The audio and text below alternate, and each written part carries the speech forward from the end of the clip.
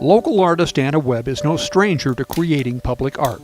She has several of her signature mosaics on display around Boise.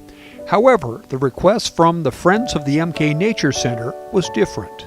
In this case, the piece also had to be very educational. Every element in this mosaic, most every element, will be something that somebody will recognize, whether it's the kingfisher or the sculpin or the syringa, the Idaho state flower. So that was a real guiding force, that it had to be educational. Mosaics are an ancient art form dating back to Mesopotamia in 3000 BC. And for artist Anna Webb, that is part of the fascination. I've always loved the mosaic medium because there's a sort of inborn modesty to it, because for centuries and centuries, it's been used for walls and for floors. It's been very much integrated into real life. It's not like art that's shut away in a gallery. It's meant to be walked on and looked at and touched.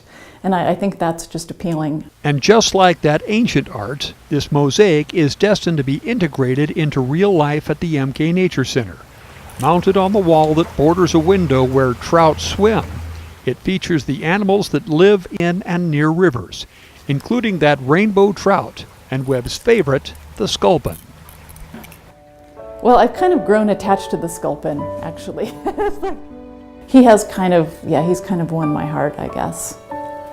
The sculpin may have won the artist's heart, but Webb's whole design captured the imagination of Joyce Harvey Morgan.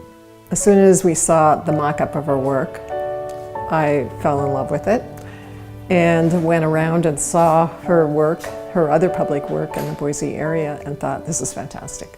So we raised money last year for a couple of big projects, and this was one of them. Webb's mosaic style is to use colored glass cut into shapes and then to fit the pieces closely together. She begins with a sketch and then tries to reproduce the natural colors of the animals and plants and then place them in a setting inspired by nature. It's a challenge to recreate the animals as accurately as possible, and but it's going to be wonderful. The site there is beautiful. The light is so pretty, and it smells really good, and the sounds and the people. It's clearly a place that people like to go. So I'm really thrilled to be part of something there. And that education element?